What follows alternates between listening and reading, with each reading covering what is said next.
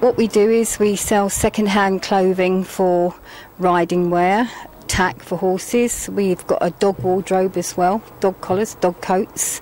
Anything that we can sell, we'd sell children's clothing as well, toys, and I also refurbish rocking horses and sell those. So anything that we can make some money out of, we will do, and that will go back into the funding of the rescues. We've been very lucky. Gatwick Police, a lot of the police in the area have brought in and donated rugs from their own horses that they no longer use. Local residents have now know we're here. They brought in unwanted things that they don't use anymore, and they brought them into us, so that's good. We don't just take in horses, we take in any animal. Any animal that we can fund, we will fund, regardless whether it's gerbils or guinea pigs or budgies or whatever, we will do. And as you see, we've got parts for the horses, children's clothing, children's footwear. We also do hardwood signs for horses, and the gentleman that makes those gives us a donation from what we sell. We've also got pictures that we sell. We just started to sell Christmas presents as well. We advertise for local companies, and if local companies get a feedback from us, then they give us a donation. We also sell rosettes, which are not just for horses. I love my dog, I love my horse. Merry Christmas, happy birthday. And then we've got a bit about ourselves, which is on that wall over there, which is the rescue horses. And there's quite a few of them up there that we've taken in. We try and rehome them, but a lot of them stay. We also sell books. Anything really that we can make a funding from, we will, as I said previously, we'll sell. We do that as well. We part exchange. We do buy things in. We can't offer a lot, but we're quite happy to offer something. I had one of the Queen's horses here from the Household Cavalry that I rescued.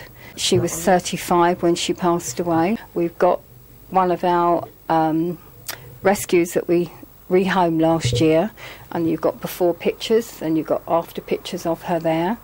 We also keep a list of horses that are wanting homes.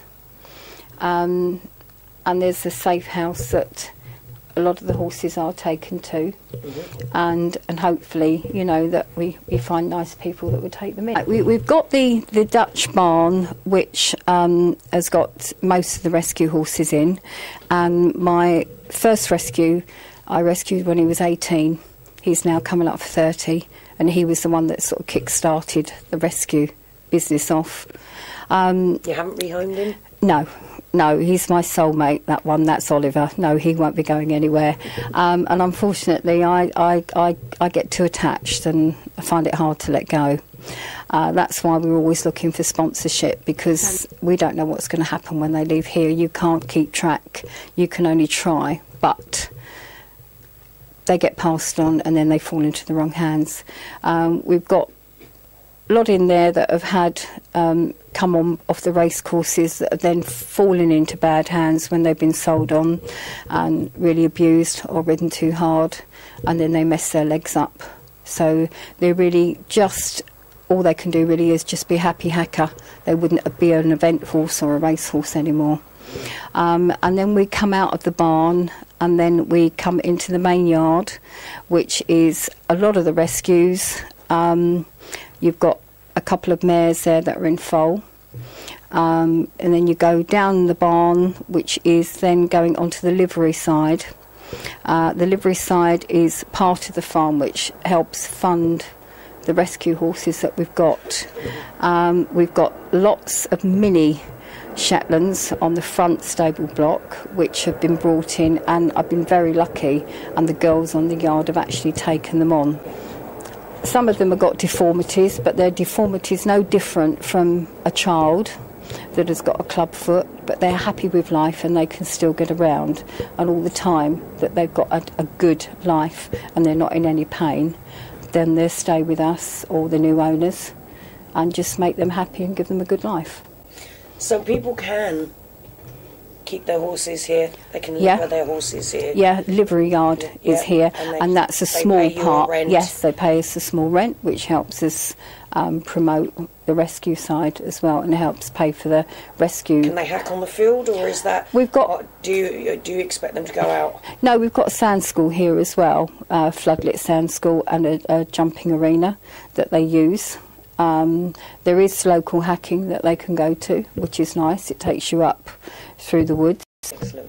And if anybody wants to come and have a look at a horse? Yeah, if anybody wants to come along and have a look, if they could just, come to the gate and just say that they'd like to come in and have a look, because obviously we have to be careful who comes into the yard. We're quite happy to show people around. The best times is sort of weekends, when I'm around most of the days. And yeah, we're quite happy to show people what we do and, what ponies we have here that need rehoming. A lot of the ponies that need rehoming, every home we'd have home checks. We don't just let ponies go. And then they are still in our care, and we do home checks, visits, etc.